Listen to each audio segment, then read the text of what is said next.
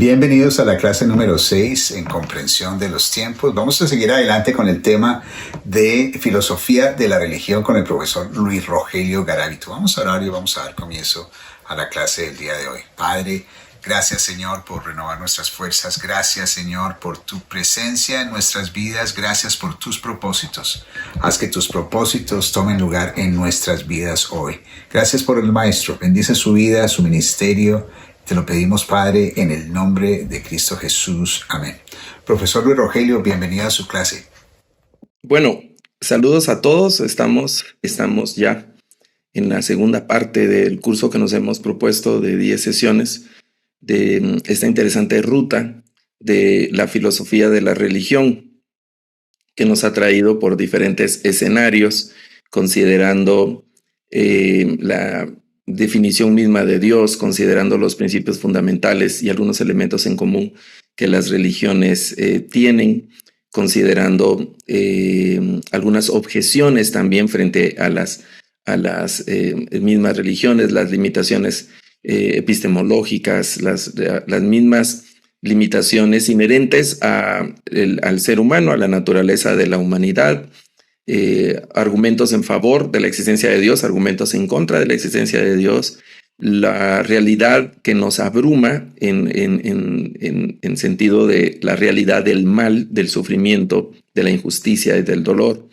y cómo esas situaciones pueden coexistir con la idea de Dios. Siempre animándolos a escribir sus preguntas en el cajón ahí de las preguntas y respuestas, o en el chat de la sesión, los que están acá presentes hoy en la reunión. En esta sexta clase vamos a conversar acerca de la fe, la razón y la racionalidad de la creencia, que vamos a abordar en este sexto episodio de nuestro diálogo en la filosofía de la religión. En la filosofía de la religión, el tema de la razón, de la fe, la racionalidad de la creencia, analiza si en realidad la creencia religiosa puede considerarse racional. ¿Qué tan racional es la fe? Si ambas se anulan mutuamente, si son justificadas o si es epistemológicamente legítima. ¿Es un conocimiento verdadero o solo una ilusión, etcétera? Entonces, este debate se centra en cómo se relaciona la evidencia, la confianza, la experiencia, la práctica religiosa con los criterios de racionalidad utilizados en otras áreas del conocimiento. Por ahí vamos a estar conversando en esta sexta clase en relación a la fe, la razón y la racionalidad de la creencia.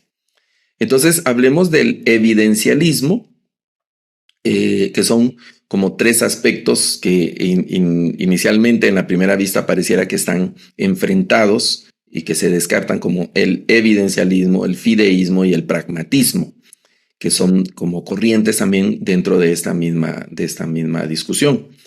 Debo recordar siempre que estamos haciendo un acercamiento a estas disciplinas de las que se ha escrito mucho y de las que desde hace ya muchos siglos la discusión viene construyéndose. De ninguna manera pretendemos ser exhaustivos o abarcar todas las temáticas que tienen que ver con la filosofía de la religión, sino que estamos dirigiendo nuestra atención a algunos puntos que pueden ser elementales o básicos en esta discusión, y en algunos aspectos nos hemos metido un poquito de manera más profunda. Lo digo esto porque, por ejemplo, estas corrientes, estas que encabezan ahora esta parte de la sexta clase, en sí mismas son un desafío y líneas temáticas que valía la pena individualmente seguir investigando, leyendo, considerando, y van a aportar mucho al diálogo que estamos llevando en este curso de filosofía de la religión. El primero de ellos, el evidencialismo, se enfoca más en creer solo con evidencia suficiente. En la frase popular de ver para creer, ¿no? Como la primera postura de aquel apóstol incrédulo de Tomás: hasta que yo no ponga el dedo ahí en la llaga, entonces yo no voy a creer. Esa es una parte de una especie de fe, pero basada en evidencias, ¿no? Este evidencialismo sostiene que una creencia solo puede ser racional si está respaldada por evidencias adecuadas. Los filósofos como William Clifford defendieron que creer sin evidencia suficiente es intelectualmente irresponsable. Desde esa perspectiva, la creencia en Dios debe apoyarse en argumentos, en pruebas o indicios racionales. ¿Notan la contradicción? ¿Notan en algún momento la incongruencia? Creer en un Dios que en otra parte, en una de las clases anteriores hemos dicho que se esconde, que no hay una evidencia suficiente como para decir, sí, miren, ahí está Dios, es tamaño, forma, color, sabor, etcétera, y que pueda ser accesible a la percepción desde nuestros sentidos. Es una contradicción en sí misma, pero al final es una corriente filosófica en relación a las religiones. Y quiero resaltar esta frase de intelectualmente irresponsable. Vamos a quedarnos con esa frase porque a lo largo de esta sexta clase vamos a necesitarla en diferentes momentos, ¿no? Porque podemos ser personas de mucha fe, pero intelectualmente irresponsables. Eso tiene una parte positiva, es decir, que no lo vamos a poder evitar, y tiene una parte que esa irresponsabilidad siempre es una parte negativa. Avancemos. Ya hemos planteado un escenario interesante con esta definición básica de evidencialismo. El fideísmo, que es contradictorio porque entonces se establece la supremacía de la fe. Y el mismo concepto de fe es un concepto interesante, ¿no? Lo vamos a ver en un momento. El fideísmo sostiene que la fe religiosa no depende de la evidencia racional, ni puede reducirse a ella. El evidencialismo exige una prueba, una evidencia concreta, objetiva, y el fideísmo, que tiene que ver con la fe, digamos, en el primero son evidencias y en el segundo es fe. Algunos pensadores consideran entonces en el fideísmo que la relación con Dios implica confianza, compromiso y experiencia espiritual que trascienden la demostración lógica. Si vamos a la Biblia y si alguno ha notado o se ha sentido un tanto incómodo, porque si recuerdo bien, en ninguna de las presentaciones anteriores hemos citado directamente la Biblia, es decir, no hemos puesto un versículo bíblico en ninguna de las láminas, más que en las reflexiones finales, y puede hacer que eso haya incomodado a alguno. Bueno, ¿a qué canal vine? ¿Este canal es cristiano o qué está pasando? No. No hay que perder de la calma, y hay que volver a la primera sesión donde explicamos cuál iba a ser la ruta y alguna perspectiva de este curso. Pero les decía, si vamos a la Biblia y vamos a la definición, una definición de fe muy básica y que tradicionalmente se utiliza en Hebreos capítulo 11, se dice, siguiendo la versión Reina Valera 1960, la fe es la certeza de lo que se espera y la convicción de lo que no se ve. Es algo que aún no se tiene y es algo que no se puede describir aún de manera concreta, objetiva.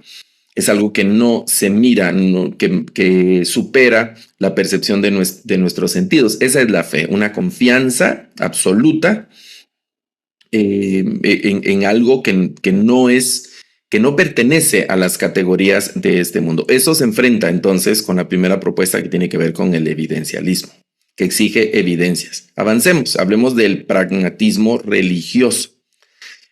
Otro filósofo como William James y otros, ¿verdad?, propusieron que ciertas creencias pueden ser racionalmente aceptables si tienen consecuencias prácticas positivas en la vida humana.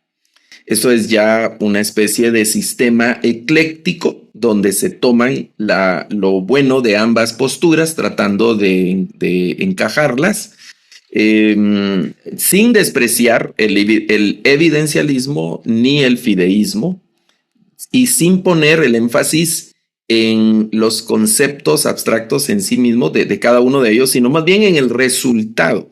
Está bien que yo crea en algo que no tengo pruebas de eso, pero hay que ver no solo la creencia en sí misma, sino hacia dónde me conduce esa creencia y en qué tipo de persona me estoy convirtiendo a partir de tener esta o aquella creencia o fe o religión en todo caso, ¿no? En este enfoque, la fe puede justificarse por su valor existencial y transformador.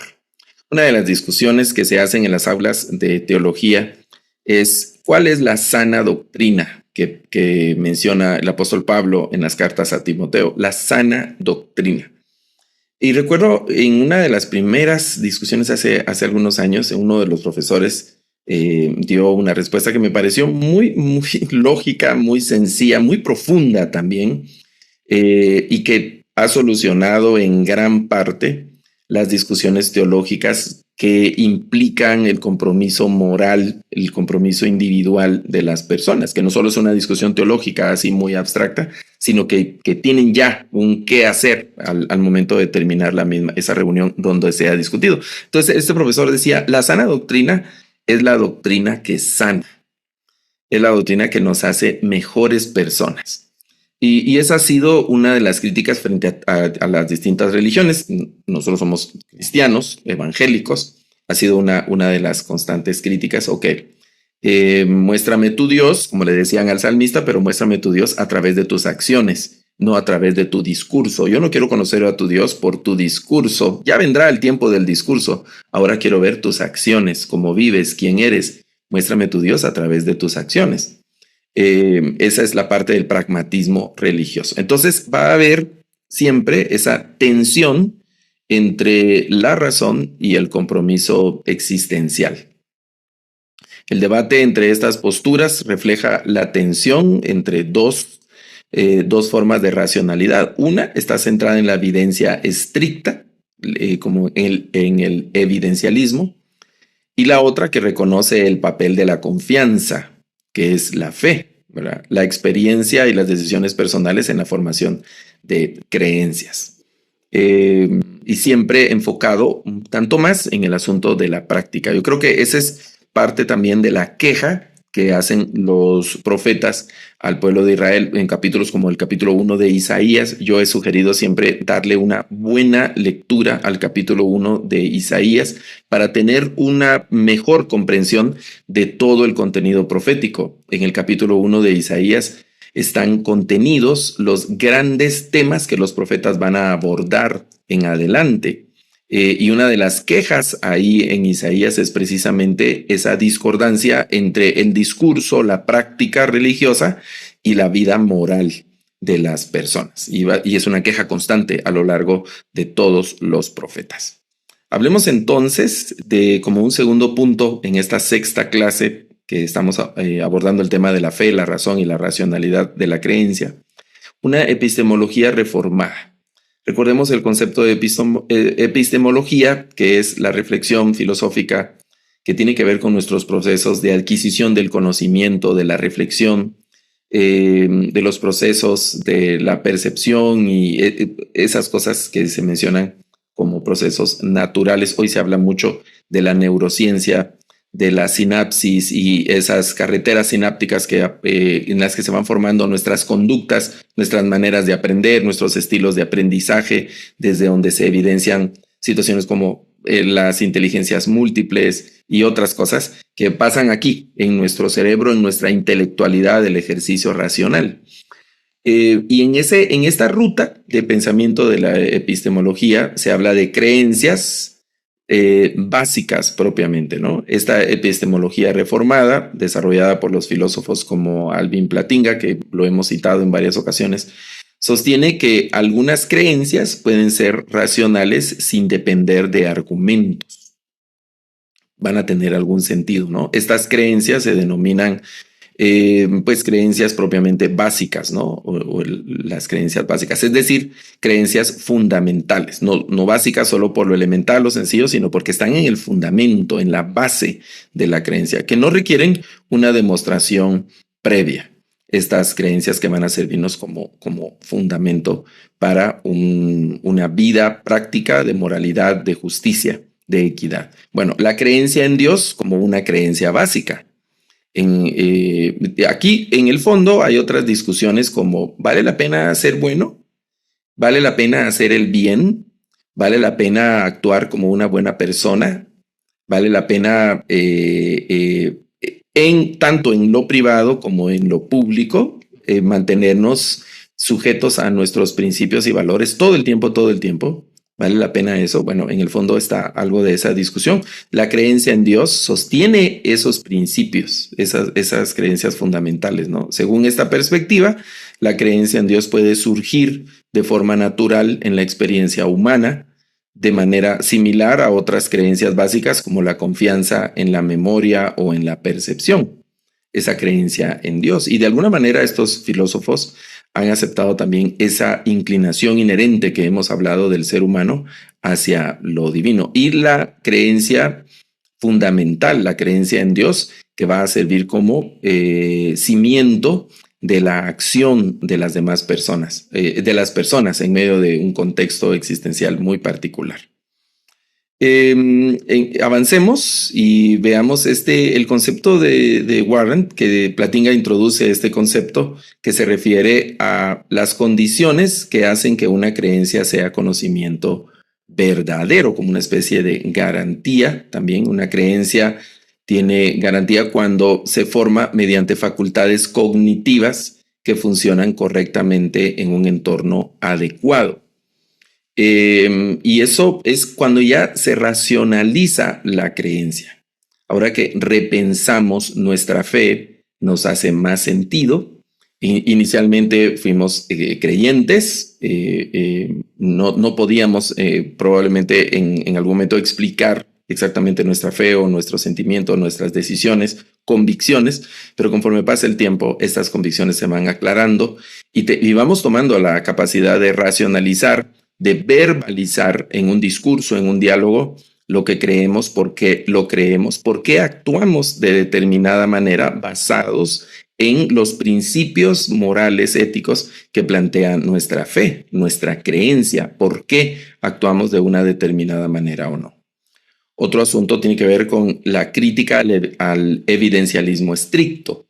El evidencialismo estricto es la exigencia de tener una prueba objetiva, concreta en la mano y basado en eso entonces asumir una determinada creencia. Recordemos las palabras de Jesús que dice frente a la escena de Tomás que comenzábamos hace un momento, que él lanza una bienaventuranza para los que sin ver han creído.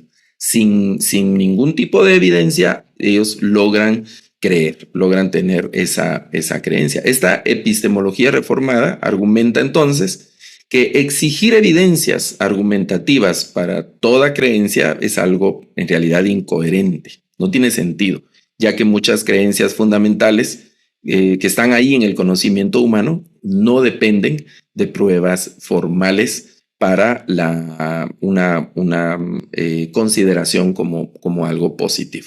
Ok, veamos un tercer aspecto en relación a la fe, la razón y la racionalidad de la creencia. Las virtudes epistémicas, siempre en esta misma ruta. Inicialmente debemos mostrar una humildad intelectual y estar conscientes de las limitaciones. Hemos hablado en diferentes clases, en diferentes sesiones de ciertas limitaciones y estas limitaciones, más que molestarnos, frustrarnos, deben llamarnos a la humildad. Una virtud epistémica central es reconocer nuestros límites del propio conocimiento. En el ámbito religioso, eso implica aceptar que las cuestiones sobre Dios o lo trascendente pueden exceder la comprensión completa de nuestra razón. No lo vamos a poder racionalizar todo. No vamos a poder explicar todo lo que pensamos, sentimos, decidimos o creemos. Algo vamos a poder hacer, sobre todo desde la experiencia personal. Hay situaciones que no tienen una explicación congruente y por más que lo intentemos no lo vamos a lograr. Hay que reconocer esos límites, ¿no? Y aceptarlo con humildad. Yo estoy pensando en el pasaje de aquel ciego de Juan. El Señor lo sana, los fariseos no le creen, no creen que era ciego y parece que ellos creían que el hombre estaba mintiendo, incluso sus padres. Y cuando lo enfrentan, le preguntan, ¿cómo es que si era ciego ahora miras? Y él dice, y eso no puede ser posible, le dicen los fariseos, porque ese hombre que tú dices que era Jesús, le preguntaron quién lo había sanado y él no lo conocía, él solo dijo, pues me sanó un tal Jesús. Y los fariseos, no puede ser porque ese es pecador. Entonces este ex ciego responde, pues yo no sé si era ciego o yo no sé si ese hombre es pecador o no. Y luego se refiere a su experiencia de vida y dice, pues yo lo único que sé es que yo antes era ciego y ahora miro. Esa es la realidad objetiva.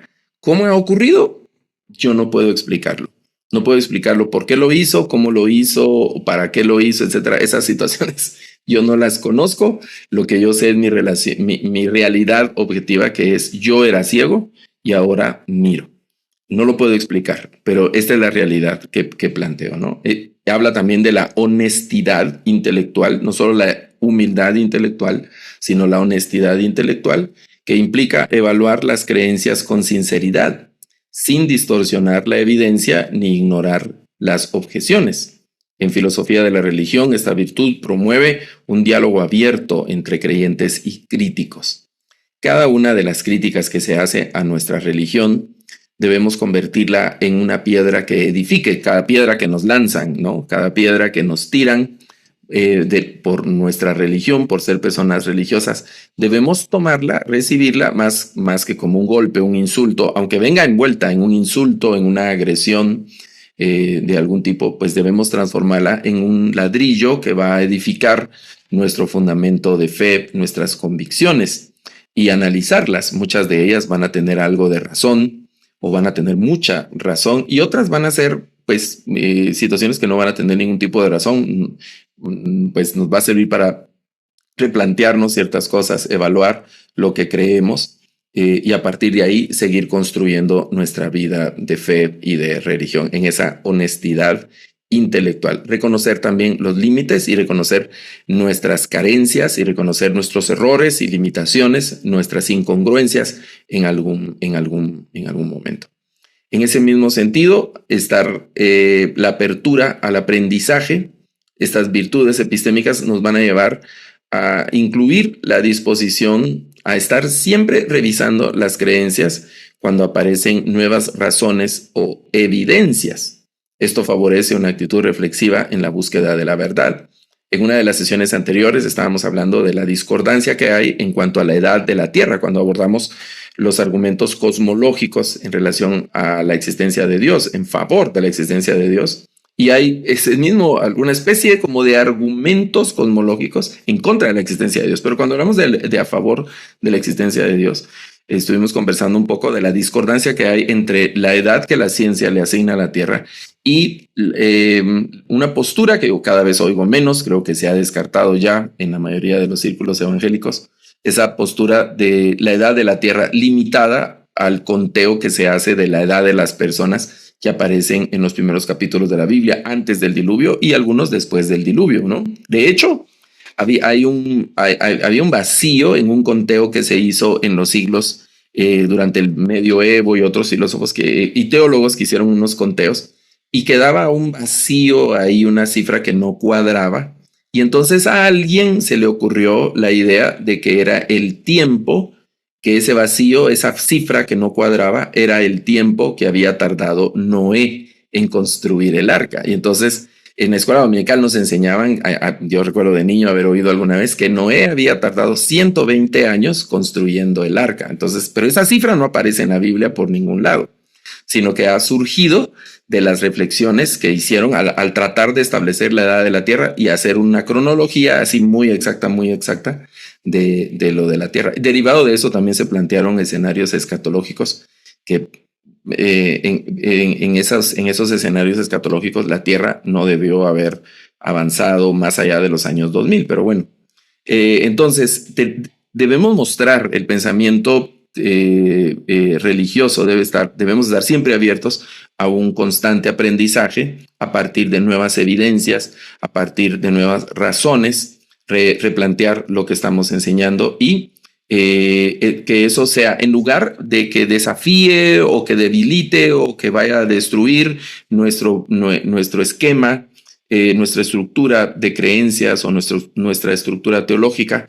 Al contrario, va a servir para fortalecerla, va a servir para darle mayor congruencia, para actualizarla y para que siga siendo eficiente en cuanto a respuestas a nuestra vida diaria también. Eso nos va a llevar también a una integridad en la búsqueda de la verdad.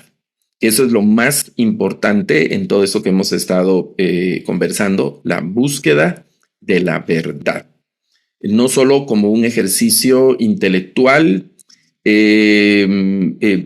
estéril como un ejercicio intelectual de un triunfalismo racional o filosófico, sino en la búsqueda de la verdad como un ejercicio para hacer el bien. En una de las reflexiones finales de las clases anteriores hemos hablado de que el amor no se goza de la injusticia, sino que se goza de la verdad. Pero para gozarse de la verdad, la injusticia es muy evidente, ¿no? Es muy objetiva ahí la realidad del mal que está frente a nosotros. Pero la verdad hay que buscarla, hay que establecerla, hay que distinguirla y seguirla y vivirla y cuidarla, ¿no? Y ser congruente y coherente con esa verdad. Entonces, hay que depender de la verdad. La racionalidad de la creencia no depende solo de argumentos formales, sino también del carácter intelectual de quien cree. Una actitud virtuosa puede fortalecer la legitimidad de una convicción religiosa. Y es interesante aquí las frases de esta actitud virtuosa frente a una convicción religiosa. Cuando hablamos de virtud, estamos hablando de acción, estamos hablando de vida práctica, del diario caminar, de eso, de hacer y de hacerlo bien, de hacerlo bello. La virtud para los griegos era como esa tercera esencia y valor que tenía que ver con la ética, la estética. No solo hacerlo bien, sino hacerlo, yo acuñaría esta frase, hacerlo bellamente bien, en el sentido muy externo y que sea objetivo, algo que se pueda ver, que las demás personas puedan ver. No solo mi discurso en cuanto a la convicción de la religión que profeso, sino el resultado de esa religión en mi vida diaria. Bueno, avancemos y veamos un cuarto elemento en este tema que estamos desarrollando en la clase de hoy de la fe, razón y racionalidad de la creencia, que tiene que ver con la duda, la certeza y el commitment, que es una especie como de concentración en la fuerza de los argumentos que tenemos. Vamos a desarrollarlo en este momento. En este apartado tenemos que iniciar conversando acerca de la duda como parte del proceso de creer. En muchas tradiciones filosóficas y religiosas, la duda no se considera necesariamente opuesta a la fe. Puede formar parte de un proceso de reflexión que conduce a una comprensión más profunda. La duda, y esa es una frase que hay que resaltar ya como una afirmación, la duda no es necesariamente opuesta a la fe. De hecho, somos personas de fe y debemos aceptar y asimilar que tenemos muchas dudas y que estamos constantemente cuestionando determinadas cosas. La fe no es una fe ciega, no es una fe irracional, sino es una fe que se pregunta, es una fe que se racionaliza, es una fe que se cuestiona, que se argumenta, que se dialoga en este sentido los principios de fe. Vale la pena ahora para nosotros dar una leída a todas las preguntas retóricas que van guiando el desarrollo argumentativo que tiene Pablo en la carta a los Romanos. Pablo va haciendo una serie de preguntas a lo largo de la carta y puede ser como un ejercicio de estudio de la carta a los Romanos que tomemos una libreta o tomemos un lápiz y que vayamos escribiendo por aparte todas las preguntas que encontramos en la carta a los Romanos y nos vamos encontrando cómo Pablo va desarrollando el pensamiento teológico presente en Romanos, que es muy profundo, con preguntas, inicialmente con preguntas y luego pasa a hacer una argumentación el apóstol Pablo. Los discípulos le hacían preguntas a Jesús, ¿verdad? Incluso al verlo resucitado, en unos instantes antes de dejarlos en el capítulo 1 del libro de los Hechos, le están haciendo preguntas a Jesús. En el Antiguo Testamento encontramos diferentes episodios donde se permitían las preguntas. De hecho, una práctica que se hacía en los entornos familiares, en la celebración de algunas fiestas, en la sinagoga, era permitir que los niños hicieran preguntas. Y regularmente los niños hacían las mismas preguntas a lo largo de mucho tiempo, ¿no? Y los líderes o las personas mayores las iban respondiendo, afirmando y consolidando las tradiciones, confirmando las enseñanzas y las creencias, no solo del clan, sino también de la religión del pueblo en ese sentido. Entonces, la duda va a formar parte inherente de ese creer. El ser personas de fe no significa que lo sepamos todo o que lo vamos a creer todo. Sí lo creemos, pero aceptemos nuestra realidad como personas que en el fondo vamos a tener una pregunta. Y entre más honestos seamos con esas preguntas, pues mejor calidad de fe vamos a tener. Esa certeza limitada en cuestiones trascendentes. Las cuestiones metafísicas que son trascendentes, que salen de nuestra explicación racional, natural, suelen implicar un grado de incertidumbre mayor que otros ámbitos del conocimiento. Eso significa que la fe puede coexistir con la ausencia de certeza absoluta. La fe no es un conocimiento absoluto, es una convicción que nos debe llevar sobre todo. Sí, yo creo en Dios, pero vivo mal, soy una mala persona. Eso anula mi confesión de fe.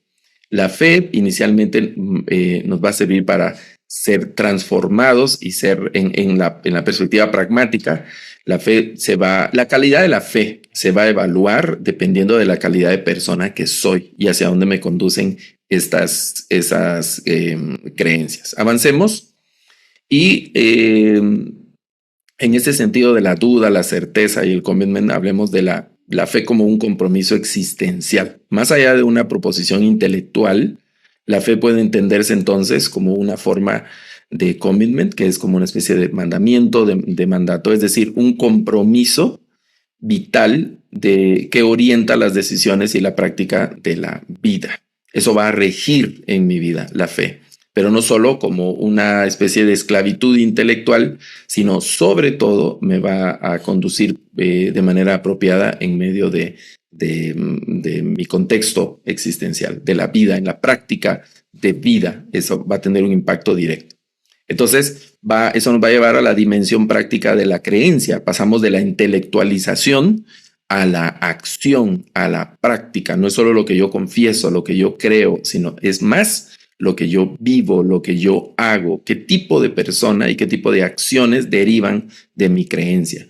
De esta perspectiva, o desde esta perspectiva, creer no es solo aceptar una afirmación teórica, sino vivir de acuerdo con ciertas convicciones que configuran la identidad y el sentido de la vida.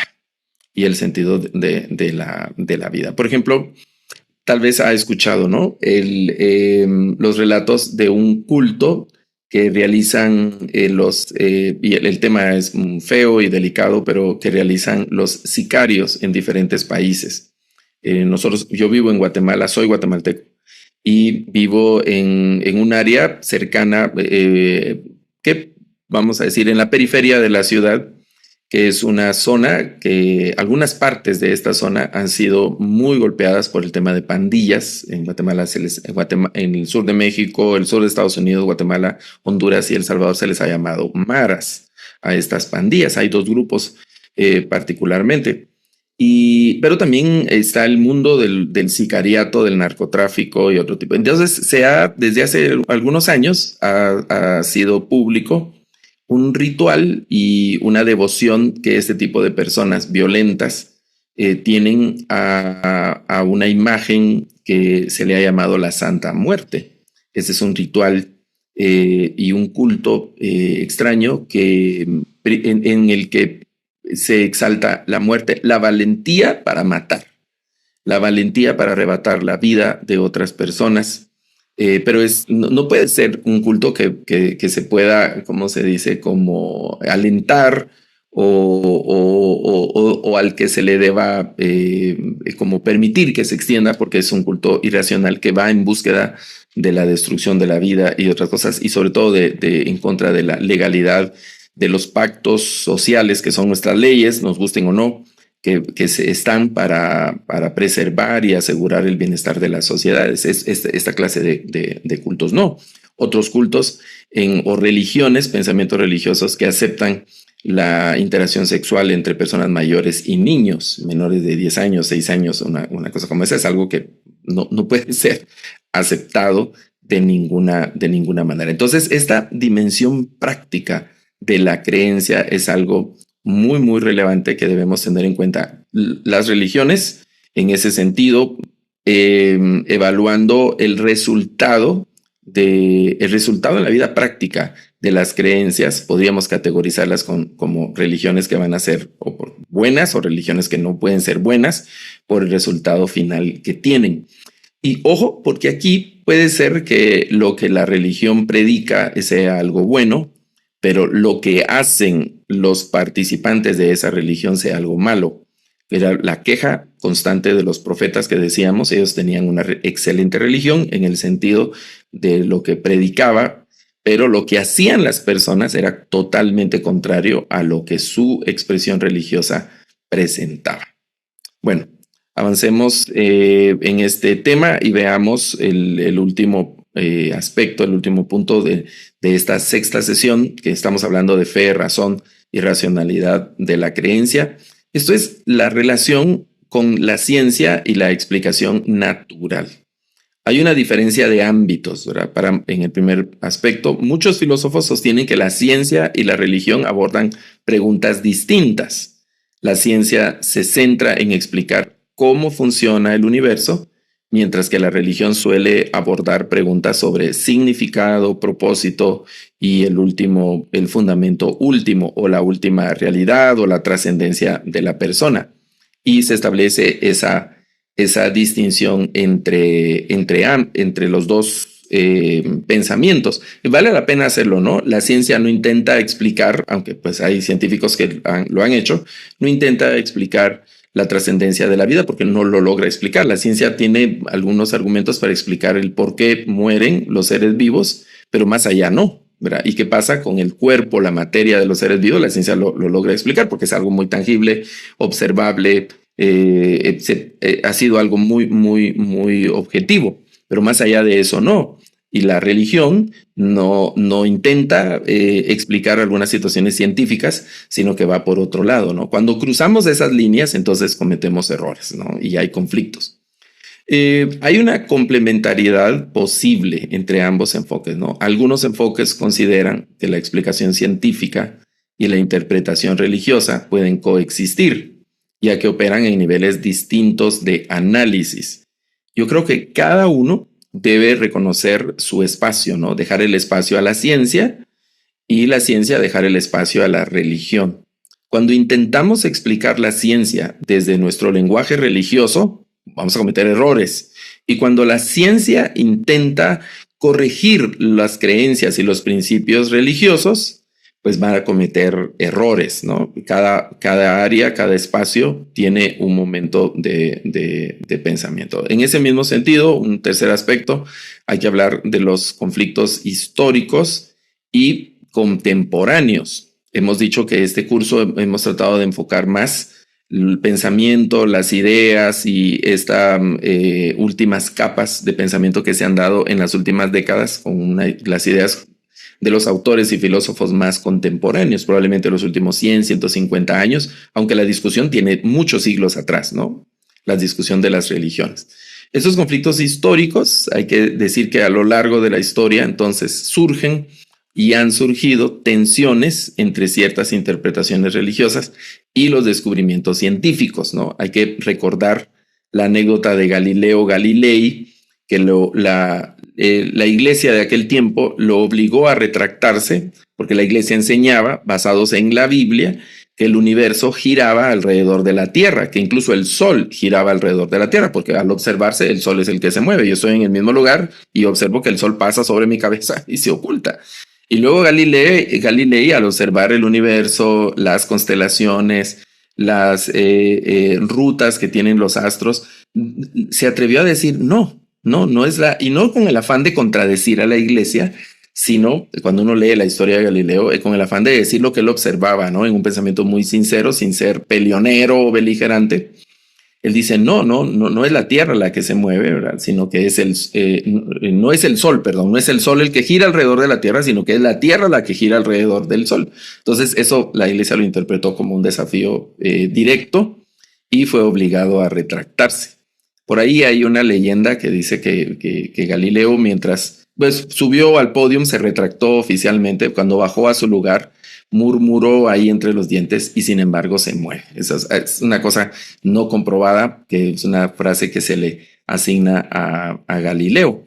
Pues hay que tener en mente, ¿no?, esos conflictos históricos y contemporáneos que han surgido, sobre todo frente a las posturas religiosas. Hasta hace un tiempo, los religiosos eran vistos como personas irracionales, trogloditas, cavernícolas, ignorantes, etcétera. Yo creo que esa idea ha cambiado bastante precisamente por la madurez de las propuestas de fe, sobre todo en la parte occidental del cristianismo, en el sentido de esa coexistencia con los descubrimientos científicos que son irrefutables. No podemos decir que que el Sol se mueve alrededor de la Tierra, porque ahora tenemos una increíble cantidad de satélites, experimentos, observaciones y otras cosas que demuestran todo lo contrario, ¿no? Del origen de la vida, de las especies y otras cosas de la misma edad. Hay una increíble evidencia arqueológica. Todas esas situaciones hacen que la ciencia, pues ahí está, la evidencia. La ciencia no defiende su descubrimiento, sino solo los plantea y a nosotros si lo queremos negar. Entonces, ese diálogo, ¿no?, que ha creado siempre tensión. Hablemos de esos modelos, entonces, de ciencia y religión. ¿Cómo pueden coexistir? Los filósofos han propuesto diversos modelos para describir esa relación. Algún conflicto o independencia, el diálogo o integración que hay entre estas dos ramas del saber, entre la ciencia y la religión. Cada modelo ofrece una forma distinta de comprender cómo interactúan la fe y la razón científica. ¿Podemos ser personas con razonamiento científico y a la misma vez ser creyentes? Sí. La mayoría de científicos o la mayoría de personas de la comunidad científica actualmente son personas que creen en algo. No necesariamente creen en el Dios cristiano, pero son personas teístas. Creen en algo, creen en que hay algo más que lo que observan en el universo y que hay algo más que fue lo que organizó el universo. No lo logran explicar porque no se puede explicar en categorías científicas, pero no son personas cerradas a esa creencia. ¿Qué podemos decir a manera de conclusión de esta clase? El debate sobre la relación entre fe y razón muestra que la creencia religiosa no puede analizarse únicamente desde un modelo simple como evidencia o demostración lógica. No puede hacerse de esa manera. Las diferentes corrientes filosóficas proponen maneras diversas de entender la racionalidad de la fe. Algunas enfatizan la necesidad de evidencia, otras destacan la legitimidad de las creencias básicas o fundamentales, mientras que otras subrayan el papel de las virtudes intelectuales y del compromiso existencial. En conjunto, todas estas perspectivas revelan que la fe puede ser interpretada no solo como una afirmación doctrinal, sino también como una forma compleja de racionalidad que involucra la experiencia, la reflexión y la práctica de vida. Y yo quiero resaltar sobre todo esta práctica de vida para ser intelectualmente responsables. Hablamos de esa frase que la tuvimos en las primeras láminas, ser intelectualmente responsables o irresponsables cuando, a pesar de nuestras creencias, es decir, confesamos una cosa, confesamos una creencia, pero vivimos en discordancia o incoherencia con ella. Confesamos de un Dios de justicia, un Dios de verdad, un Dios de santidad, pero en nuestra vida práctica no se revelan esos valores, no se evidencian esos valores en la forma en la que hacemos nuestra familia, en la que llevamos nuestro matrimonio, en la forma en la que llevamos nuestra profesión, nuestros negocios con nuestros vecinos, compañeros de trabajo, etcétera. Ese Dios que confesamos y la fe de ese Dios que confesamos debe ser evidente a partir de nuestras acciones más allá de nuestro discurso. Y estas reflexiones finales de la clase de hoy debemos preguntarnos, ¿acaso la fe y la razón se anulan mutuamente? ¿Debemos creer ciegamente? O una tercera propuesta de reflexión es, en realidad necesitamos evidencias para creer? ¿Si las necesitamos o no? Son preguntas de reflexión que debemos hacernos en relación a este curso que estamos llevando. ¿Ok? Yo me voy a detener aquí para quedarnos con algunas preguntas o comentarios si hay algunos. Pastor, ¿qué es lo que usted ve más peligroso? ¿Una razón sin fe o una fe sin razón? Entendiendo de que siempre uno pone la fe en lo que hace, ¿no?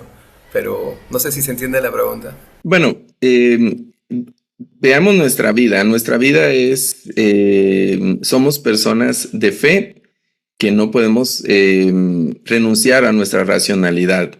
Conducimos un vehículo mecánico de combustión o eléctrico ahora, vamos sentados en ciencia, estamos rodeados de tecnología, que la asumimos como tal sin dejar de ser personas de fe. Con toda confianza nos subimos a un avión confiando en Dios. Pero ese Dios podría hacernos volar sin necesidad del avión. Pero no, nos subimos a un avión confiando en Dios y oramos, ¿no? Señor, conduce dirige al que va a conducir este avión. Va a haber una operación quirúrgica, van a intervenir quirúrgicamente a alguien y probablemente oramos, Señor. Yo he escuchado esas oraciones y en algún momento las he hecho, ¿no? Dirige las manos de esos médicos. Pero esa combinación racional, hay expresiones religiosas que no aceptan nada de medicina, ¿sabe usted eso, no? Personas que no aceptan transfusiones de sangre, que no toman medicamentos. Yo recuerdo el choque que hubo alguna vez de una persona que estaba exponiendo eso de que decía algo así, no recuerdo las palabras exactas, pero decía algo así como confiar en los médicos es no confiar en Dios, decía. Y luego se puso sus anteojos para leer la Biblia. Bueno, tenía anteojos, ¿verdad? Tenía sus lentes para leer la Biblia y ¿por qué no confiaba él que Dios le podía sanar sus ojos? Pero él estaba declarando, confiar en los médicos es no confiar en Dios. Y luego se pone los lentes, la Biblia dice, y se puso sus lentes para leer. Incongruencia. Debemos aceptar nuestra vida de fe en medio de un mundo racional. No son cosas que se descarten o que se anulen totalmente.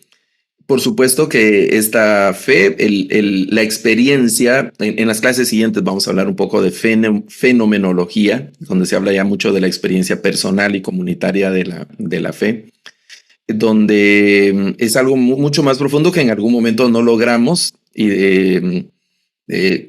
expresar, verbalizar. Hablamos de aceptar con humildad nuestros límites para reconocer algunas verdades. ¿Cómo explicamos la fe? En realidad, ¿qué es la fe? Es una convicción, es una confianza en diferentes situaciones. Sin embargo, por eso decía un teólogo que aunque seamos personas de mucha fe, antes de cruzar una calle volvemos a ver a ambos lados, si no viene ningún vehículo, ¿no? Si fuéramos personas de una fe así, ciega absoluta, pues pasaríamos la avenida y la autopista ahí sin tener ningún tipo de... No, interactuamos constantemente con nuestra racionalidad sin dejar de ser personas de fe. En mi opinión, es mucho más peligroso ser una persona que aparenta tener una fe ciega negando la racionalidad. A lo largo de la historia se han cometido muchísimos más abusos y se han caído en situaciones muchísimo más graves en el extremo de ser personas de fe intentando anular la racionalidad, más que ser cristianos racionales en algún momento. No, hermano, porque vea lo que le pasó a Tomás. Bueno, eran situaciones extremas donde pues cualquiera de nosotros, creo yo, que nos hubiera costado dar crédito de esas cosas. En la vida práctica, en la vida diaria, pues vamos a necesitar siempre de esa acción de racionalizar. Yo me he opuesto y lo he manifestado abiertamente cuando tengo la oportunidad de hacerlo a esos argumentos que nos dicen, yo vivo en Guatemala, en Centroamérica, y me toca hacer ministerio en diferentes comunidades y no son ciudades tan grandes, bueno, pero se ha pedido en algunas ocasiones que los hermanos no piensen. Hermano, usted no piense, cuando venga aquí a la iglesia, desconecte su cerebro, ¿verdad? Y solo crea, su cerebro tiene que estar abierto para aceptar ahí todo. Y yo me opongo a eso porque de hecho el mismo ejercicio de la predicación es un ejercicio intelectual. Okay, voy a orar con pasión, voy a creer, etcétera, pero luego voy a la escuela dominical, luego voy a una enseñanza bíblica, luego voy a oír la predicación. y la predicación en sí misma es un ejercicio intelectual. La hermenéutica, la exégesis, el método inductivo y todos nuestros métodos de estudio bíblico son métodos de racionalización de conceptos, de exposición de frases, de primera premisa, segunda premisa, la conclusión, y esa conclusión se convierte en la siguiente premisa o en la primera premisa del siguiente silogismo, y así vamos lanzando diferentes cosas de lenguaje, figuras de lenguaje, de argumentación, etcétera. Todo eso es lógica, todo eso es argumentación racional y la vamos a necesitar. Entre mejor racionalicemos nuestra fe, mejor calidad de cristianos vamos a ser, en el sentido, sobre todo al momento de compartir nuestra fe, que es lo que Pedro dice, que debemos estar preparados para presentar defensa de todo aquel que demande razón de nuestra fe. Vamos a poder racionalizarlo, vamos a poder verbalizarlo, reconociendo los límites, y eso nos va a traer madurez, ¿verdad? Y también nos va a guardar de muchos abusos que se cometen en nombre de Dios por no estar preparados intelectualmente y sobre todo basados en el texto bíblico, ¿no? Profesor Luis Rogelio, muchísimas gracias por la clase del día de hoy. Y voy a hacer una acotación de una frase que escuché. Y la frase dice que si queremos conocer a Dios, pues necesitamos aprender a usar nuestro cerebro.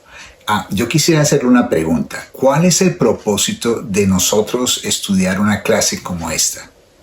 Esencialmente es aportarnos las ideas elementales para que tengamos una mejor concepción de nuestra propia fe y que tengamos también las capacidades adecuadas para enfrentar una realidad que es objetiva y que por más que la intentemos negar, no se va a ir, que es que compartimos el mundo con otras religiones.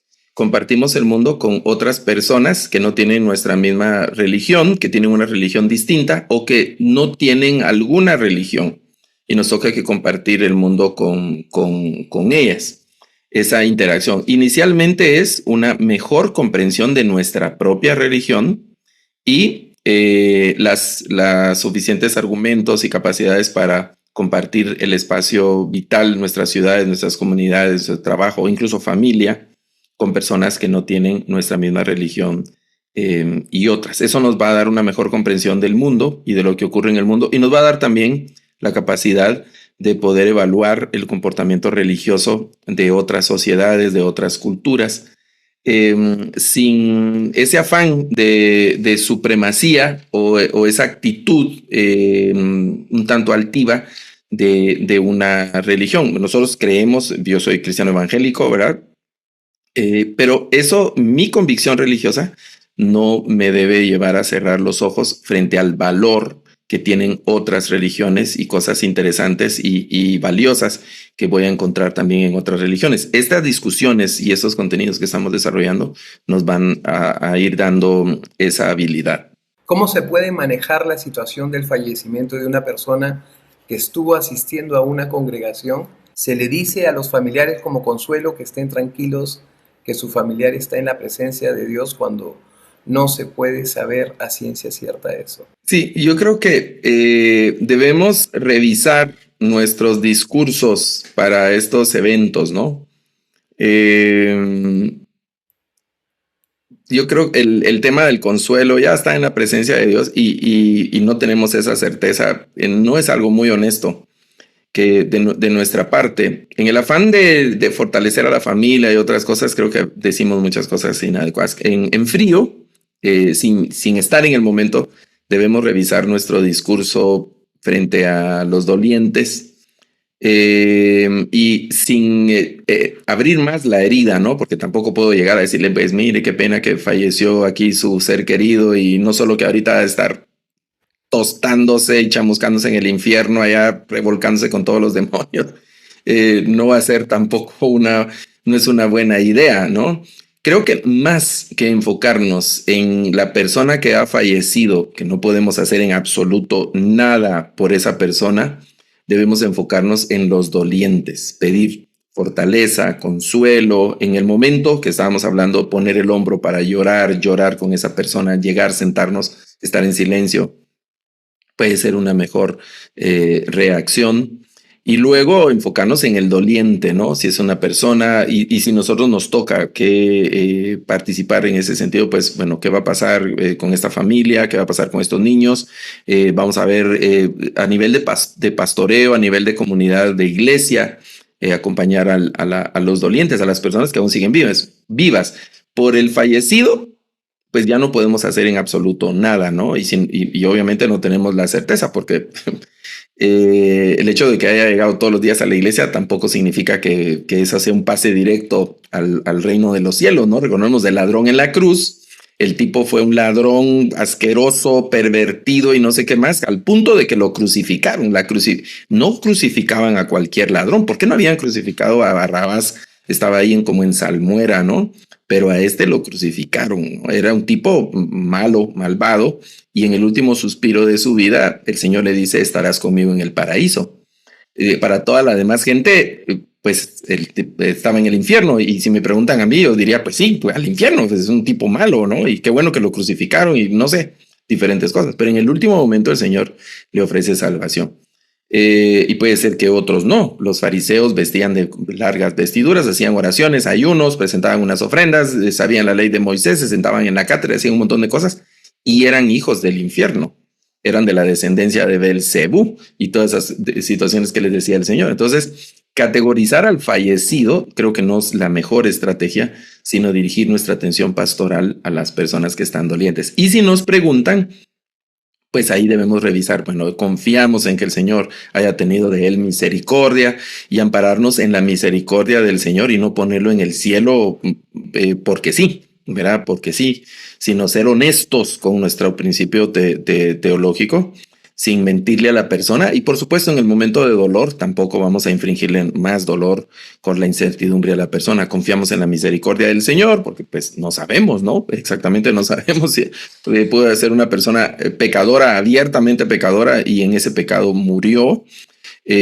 Pues nosotros diríamos, pues el pobre se fue sin Cristo, no hay nada que hacer, pero en realidad no sabemos, como dice la última parte de la pregunta, no sabemos. Entonces hay que poner la esperanza en la misericordia del Señor. Dios puede tener misericordia del más feo y asqueroso pecador en el último momento, ¿y qué? ¿Verdad? Él decide perdonarlo y ya, ¿verdad? Eso ya no depende de nosotros, pero no lo sabemos, entonces confiamos en la misericordia del Señor. Y nuestro sentimiento cristiano no debe dejar, es decir, no debemos tener aquel sentimiento de poner gente al infierno, ¿verdad? De decir, que se va al infierno. No. Al contrario, si el Señor no quiere que ninguno perezca, pregunta en Ezequiel, ¿quiero yo la muerte del impío? Y la respuesta es obvia, no. ¿Por qué la querría yo? ¿Por qué querría yo la muerte del impío? No, ¿verdad? Hay otras formas de cuando se habla de la justicia, la violencia y otras cosas, pues hay maneras de que eso se suprima sin que yo desee la muerte del impío, de la muerte del impío. Hay personas que no son creyentes y a veces y hacen preguntas que son muy, muy honestas, ¿no? Por ejemplo, frente a los desastres, si Dios puede hacer algo, porque muchas veces no sucede nada. No lo sabemos. Lo que plantean algunos filósofos, que lo vimos en la quinta clase, es algo de que Dios deja el dolor, como esa es una de las tesis, para que la personalidad moral de las personas sea fortalecida. De hecho, en las cartas, los apóstoles son muy, muy honestos al decir que nuestra fe va a ser probada y que va a ser probada. La metáfora es con fuego, y que en lugar de afligirnos por diversas pruebas, debemos de gozarnos. Es una paradoja que a mí no me hace ningún sentido. ¿Cómo gozarme si me está llevando el río y la tristeza me está arrastrando y estoy sufriendo cosas indecibles? Y cómo va a estar yo gozoso en medio de todo eso? Es algo irracional, no lógico, pero por esa ruta va, porque la conclusión que dicen los apóstoles es nuestra fe de esa manera va a ser probada, y al terminar la prueba, la fe adquiere un mayor valor. Recordemos que algo que hemos estado enfatizando en estas últimas clases son nuestros límites. No podemos poner a Dios dentro de un portaobjetos como se pone en los microscopios y analizarlo y encontrar las razones A, B y C de todo y decir, ah, sí, por esto, ¿verdad? No, muchas cosas nos van a abrumar, no vamos a tener explicaciones. Lo debemos aceptar, ¿verdad? Sin incomodarnos, que no vamos a tener explicaciones. De hecho, hace unos años, hace como que 20, 25 años por ahí, el doctor James Dobson publicó un libro que el título en español se traduce Cuando lo que Dios hace no tiene sentido. No sé si lo han visto, ese libro, han leído. Sí. Se convirtió en un clásico. Cuando lo que Dios hace no tiene sentido. Y es una colección de testimonios de situaciones horribles que le pasan a personas buenas. Y qué tipo de explicación puede tener esas cosas. Hay un teólogo ya muy anciano que se llama el hermano, ahora estoy olvidando el nombre porque no lo tenía, pero él desarrolla, Gerardo se llama, Gerardo de Ávila, don Gerardo de Ávila, es un cubano americano que ha escrito algunas cosas y entre sus escritos tiene también una ponencia que se llama ¿Por qué sufren los hijos de Dios?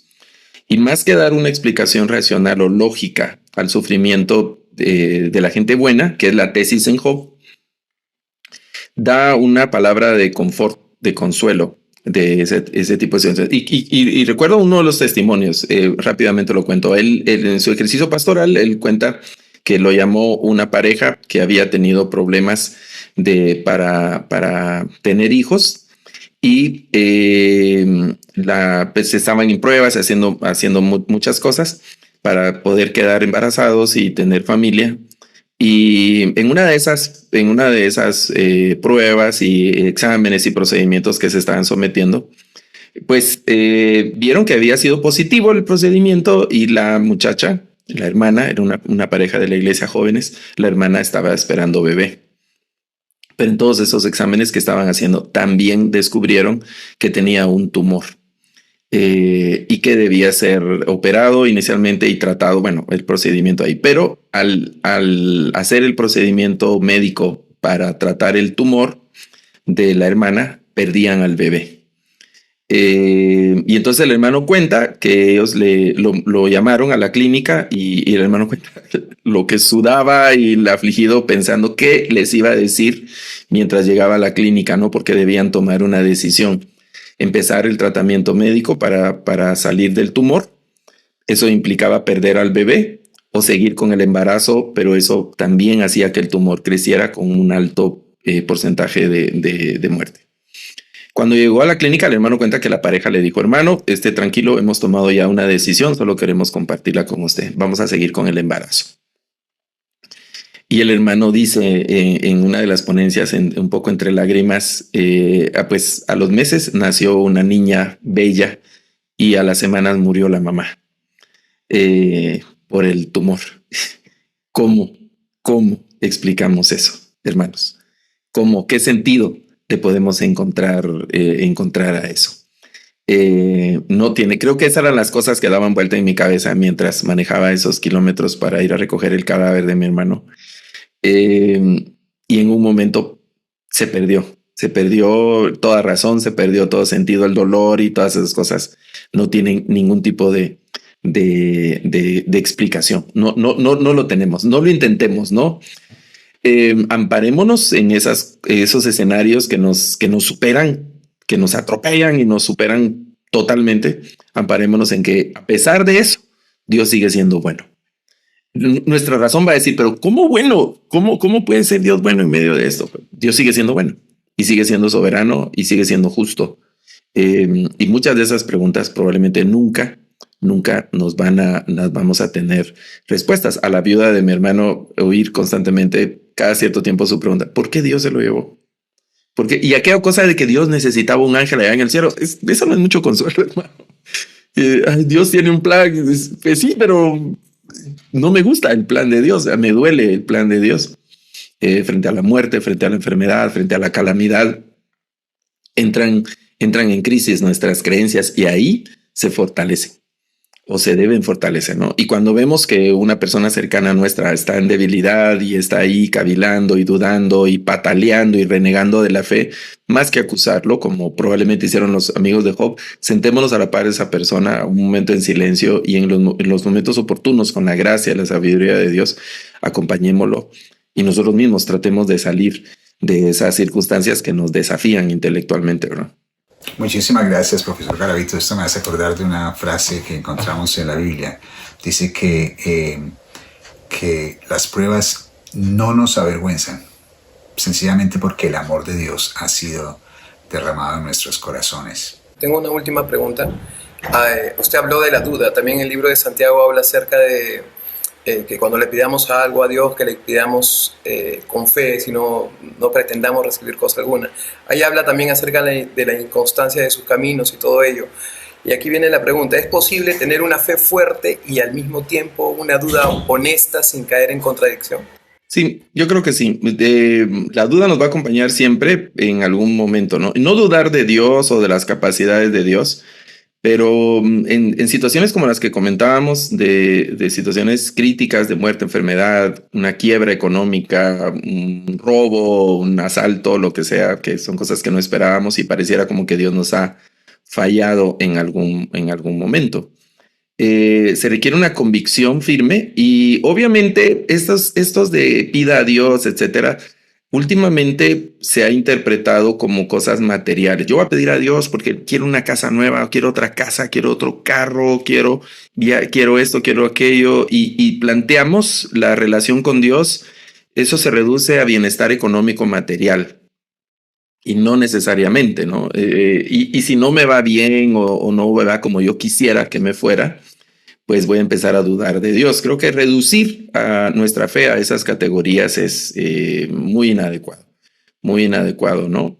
De hecho, Santiago cuando habla de sabiduría, ¿verdad? Pida la sabiduría, pero pida con fe, no dudando, ¿verdad? No habla de pedir cosas materiales. Juan en la primera carta habla de pedir cosas y pedimos cosas que estén de acuerdo a su voluntad, entonces sabemos que las recibiremos, pero ¿cómo saber cuál es la voluntad de Dios? ¿Verdad? ¿Será la voluntad de Dios que yo desee este carro nuevo? ¿Será la voluntad de Dios que yo desee que yo vaya a este negocio o algo? Y andamos así como esperando una señal del cielo, que las nubes se conviertan en una flecha o en una frase, sí, hijo mío, ¿verdad? O que un pajarito nos traiga un pedacito de una Biblia con el versículo que nos indique exactamente lo que tenemos que hacer. No, ahí es donde aplicamos nuestra racionalidad, aplicamos nuestra lógica, nuestro intelecto, nuestras capacidades de acuerdo a la vocación que tenemos.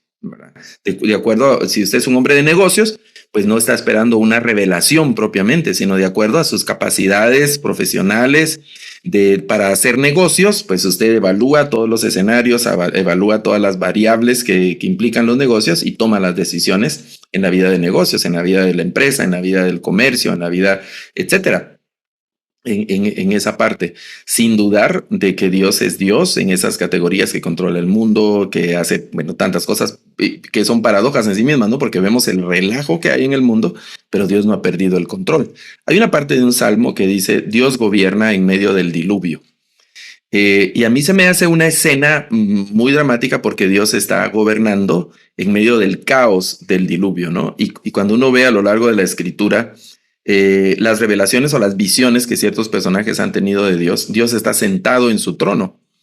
Y un rey sentado en su trono es un rey que eso significa que su reino está en paz, que su reino está estable, porque los reyes salían de su trono para esconderse o para ir a la batalla o para ir a atender situaciones críticas, ¿no? Pero vemos a un Dios que está en una imagen antropomórfica, sentado en su trono. Su reino está estable, no se despeina, no sufre, no ha estado nunca en crisis ni expuesto de ninguna manera. El reino del Señor, ¿verdad? Ahí está el Señor, siempre sentado en su trono. Y estas dudas de las que menciona Santiago, pues sí, debemos estar nosotros conscientes de que constantemente las dudas nos van a venir a nuestra mente. No porque no seamos personas de fe, sino porque somos personas, somos humanos. Tal vez cuando seamos ángeles ya no vamos a tener dudas. Tal vez cuando seamos transformados en el reino eterno y seamos seres de luz, tal vez ahí ya no van a haber dudas. Pero ahora somos personas, ¿verdad? Limitadas, muy limitadas. Y obviamente vamos a tener muchas dudas y tenemos que aprender a caminar con ellas. La vida del creyente es dislucidar dudas, ir abriendo caminos. A pesar de las dudas, caminar, ¿verdad? Exacto. Bueno, hemos llegado al final de nuestra clase del día de hoy. Muchísimas gracias, profesor Garavito, y a todos ustedes que hacen parte de esta clase. Les invitamos a que tomen una acción. Si usted no ha donado a este canal, lo puede hacer. Déjeme decirle cómo lo puede hacer. Sencillamente suscríbase o denle un like a este canal. De esa manera vamos a poder llegar a muchos otros y seguir adelante con este trabajo de llevar el evangelio a muchas partes del mundo. El Señor les bendiga y nos vemos en nuestra próxima clase aquí en Comprensión de los Tiempos.